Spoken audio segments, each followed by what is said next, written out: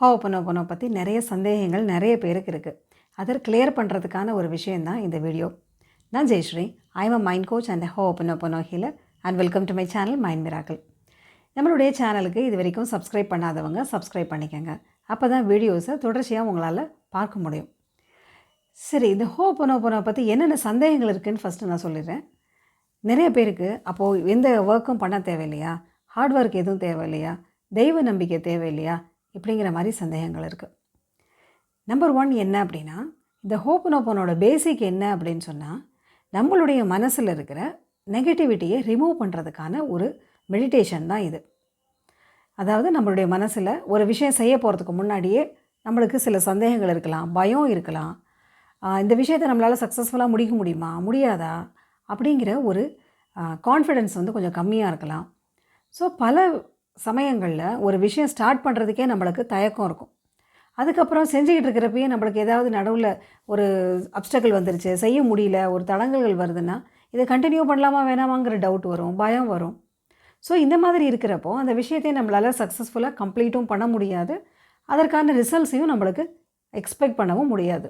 ஏன்னா நம்ம செய்கிறதே டவுட்டாக செய்கிறோம். அது செய்கிறதுலே நம்ம டவுட்டோடு செய்கிறோம் அப்படின்னு சொன்னால் அது 100% ஒரு ஃபோக்கஸ்டாக நம்மளால் அந்த வேலை செய்ய மாட்டோம். அப்போ எதிர்பார்க்குற ரிசல்ட்ஸ் நம்மளுக்கு கிடைக்கிறதில்ல. ஸோ அப்போ எந்த ஒரு விஷயம் வேணும் அப்படின்னு சொன்னாலும், எந்த ஒரு விஷயம் நம்மளுக்கு சக்ஸஸ்ஃபுல்லாக நடக்கணும் அப்படின்னாலும் மனதளவில் நிறைய விஷயங்கள் நம்மளுக்கு தேவை. நான் ஒரு உதாரணம் சொல்கிறேன்.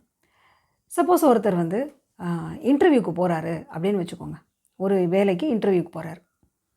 அப்போது வீட்டில் இருக்கிறவங்களாம் என்ன சொல்லி அனுப்புவாங்க? அவங்க பேரண்ட்ஸாக இருக்கட்டும், அவங்களுடைய பிரதர்ஸ் சிஸ்டர்ஸாக இருக்கட்டும், இல்லை யாராவது ஒருத்தர் என்ன சொல்லி அனுப்புவாங்க? தைரியமாக இன்டர்வியூ அட்டென்ட் பண்ணுங்கள் அப்படிங்கிறது தான் நம்பர் 1 ஒரு அட்வைஸாக இருக்கும், சஜஷனாக இருக்கணும்.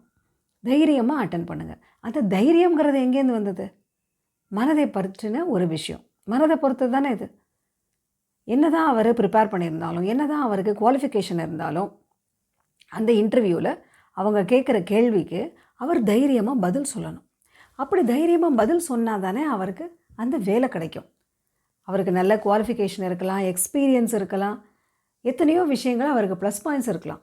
ஆனாலும் அதை ஃபேஸ் பண்ணுறது, அதாவது இந்த இன்டர்வியூ எப்படி ஃபேஸ் பண்ணணும்னு சொல்லி அனுப்புகிறோம், தைரியமாக பதில் சொல்லுங்கள் அப்படின்னு. அப்போது தைரியங்கிறது தேவை தானே. இதை மனதை பொறுத்த ஒரு விஷயம் தானே, இல்லையா? அதே மாதிரி ஒரு பையன் எக்ஸாம் எழுத போகிறான். அவன் நல்லா படிச்சிருக்கான், எப்போதுமே நல்ல மார்க் வாங்குகிற பையன். ஆனாலும் என்ன சொல்லி அனுப்புவோம்? தைரியமாக எழுது, பயப்படாமல் தைரியமாக எழுது, எக்ஸாம் ஈஸியாக தான் இருக்கும், நல்ல யோசின்ஸ் எல்லாம் பார்த்து நல்லா எழுது, தைரியமாக எழுது. ஸோ இங்கேயும் எது ரோல் ப்ளே பண்ணுது? தைரியம். ஏன்னா பயந்துட்டோம் அப்படின்னு சொன்னால் தெரிஞ்ச ஆன்சர் கூட நம்மளுக்கு மறந்து போயிடும். அப்படி தானே? இதில் உங்களில் நிறைய பேர் ஃபேஸ் பண்ணியிருக்கலாம். நல்லா படிச்சுட்டு போயிருப்போம், திடீர்னு ஒரு பயம் வந்துருச்சுன்னா படித்தது மறந்து போயிடும். ஒரு செகண்ட் ஒரே ஒரு பிளாங்கான மாதிரி இருக்கும். அப்புறம் கொஞ்சம் நேரம் நார்மல் மூடுக்கு வந்த பிறகு தான் நம்மளுக்கு படித்தது ஞாபகம் வரும். இன்னும் சில பேருக்கு எக்ஸாம் ஹாலை விட்டு வெளியில் வந்த பிறகு தான் கொஷினுக்கு ஆன்சர் ஞாபகம் வரும். ஏன்னா பயத்தில் மறந்துட்டோம். ஸோ அப்போ பயங்கிறது ஒரு பெரிய ரோல் ப்ளே பண்ணுது தானே நம்மளுடைய சக்ஸஸில். பயம் அப்படிங்கிறது ஒரு பெரிய ஒரு ட்ராபேக்கு தானே. அப்போ நம்ம என்ன சொல்கிறோம்? தைரியமாக செய்யுங்க, எந்த விஷயத்தையும் தைரியத்தோடையும் துணிச்சலோடையும் செய்யுங்க. அப்போது மென்டல் ஸ்ட்ரென்த் அப்படிங்கிறது தேவை தானே. இங்கே தான் ஹோப்பனோபனோ ஒரு பெரிய ரோல் ப்ளே பண்ணுது. என்ன அப்படின்னா, நம்ம மனசில் இருக்கிற எதிர்மறை எண்ணங்கள், உணர்வுகள், அதாவது நம்மளால் இது முடியாது, நடக்காது அப்படிங்கிற எண்ணமாக இருக்கலாம், இல்லை நம்மளுக்கு ஒரு பயம் இருக்கலாம், ஒரு தயக்கமோ ஒரு சந்தேகமோ ஏதாவது மனசில் இருந்தால் அதை கிளியர் பண்ணிவிட்டு அந்த செயலை செய்யுங்க அப்படிங்கிறதுக்கு தான் ஹோப்பனோபனோ. இதில் இருக்கிற 4 phrases, I am sorry, please forgive me, thank you and I love you அப்படிங்கிறது எதுக்குன்னா, நம்ம மனசில் இருக்கிற எதிர்மறை எண்ணங்களையும் உணர்வுகளையும் கிளியர் பண்ணுறதுக்கான ஒரு விஷயமாக தான் இந்த ஹோப்பனோபனோ ஒர்க் ஆகுது. It cleans the negative memories அப்படின்னு அர்த்தம். நம்ம மனசில் ஏற்கனவே இருக்கிற பழைய எக்ஸ்பீரியன்ஸஸ்னால, நம்முடைய பாஸ்ட் எக்ஸ்பீரியன்ஸாக இருக்கலாம், இல்லை யாராவது ஏதாவது சொல்லியிருக்கலாம், ஏதோ ஒரு விஷயத்தினால நம்ம மனசில் ஒரு நெகட்டிவ் உணர்வுகள் இருக்க ஆரம்பிக்குது. ஸோ அந்த நெகட்டிவ் மெமரியை க்ளீன் பண்ணுறது தான் ஹோப்பனோபனோ, ரைட்டா? ஸோ நம்ம மனசில் இருக்கிறது எதிர்மறை உணர்வுகளை கிளியர் பண்ணுற ஒரு விஷயம்தான் ஹோப்பனோபனோ. ஸோ ஹார்ட் ஒர்க்குக்கும் இதுக்கும் சம்மந்தம் இல்லை. நம்ம செய்ய வேண்டிய வேலைகள் செஞ்சு தான் ஆகணும். அதில் எந்த ஒரு தயக்கமும் இல்லை, அதுக்கு எந்த ஒரு மறுப்பும் இல்லை. கண்டிப்பாக நம்ம எஃபர்ட்டுங்கிறது ஸ்மார்ட் ஒர்க், ஹார்ட் ஒர்க் எதுனாலும் நம்ம செஞ்சு தான் ஆகணும். இன் அடிஷன் டு தட் நம்மளுடைய மென்டல் ஸ்ட்ரென்த் அப்படிங்கிறது நம்ம எந்த விஷயம் நம்ம செய்யணுன்னாலும் தேவை. அந்த மென்டல் ஸ்ட்ரென்த்தை கொடுக்கறது தான் இந்த ஹோப்பனோபோனோ. இது நம்பர் 1. 2வது டவுட் எல்லாருக்கும் என்ன அப்படின்னா, அப்போ கடவுள் நம்பிக்கை தேவையில்லையா அப்படின்னு.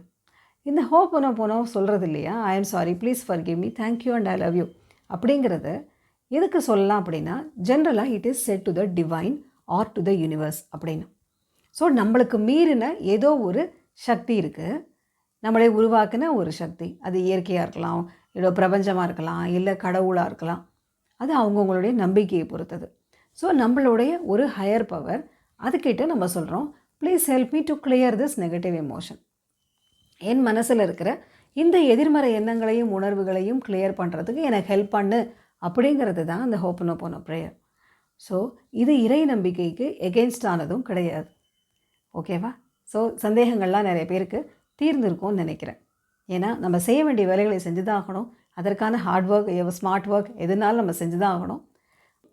ஸோ எந்த வேலை செஞ்சாலும் அதை தொடர்ந்து சக்ஸஸ்ஃபுல்லாக முடிக்கிறதுக்கான தைரியத்தையும் தன்னம்பிக்கையும் கொடுக்குற விஷயந்தான் இந்த Ho'oponopono, by removing the negative emotions and negative thoughts from our mind.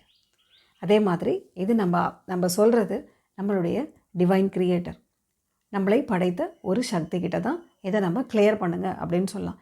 சில பேர் இது மனசுக்கிட்டையும் சொல்லலாம் அப்படின்னு சொல்கிறாங்க. So what ever it maybe, நம்மளோட ஒரு ஹையர் பவர் கிட்ட தான் இதை சொல்கிறோம். ஸோ இது எந்த இறை நம்பிக்கைக்கும் எதிரானதும் கிடையாது. ஓகேவா? ஸோ இந்த விஷயங்கள் நான் கிளியராக இருக்கும் அப்படின்னு நான் நினைக்கிறேன். ஸோ ரெகுலராக ஹோப்பனோபோனோ பண்ணுறதன் மூலமாக உங்களுடைய மனசில் இருக்கிற எதிர்மறை எண்ணங்களையும் எதிர்மறை உணர்வுகளையும் உங்களால் ஈஸியாக ஓவர் கம் பண்ண முடியும். நீங்கள் ஆசைப்படுற விஷயங்களை உங்களால் அட்ராக்ட் பண்ணவும் முடியும். இந்த வீடியோ உங்களுக்கு பிடிச்சிருந்ததுன்னா லைக் பண்ணுங்கள். யாருக்காவது உபயோகமாக இருக்கும்னு நினச்சிங்கன்னா அவங்களுக்கு இதை ஷேர் பண்ணுங்கள். இந்த வீடியோவை பார்த்த அனைவருக்கும் என்னுடைய நன்றி.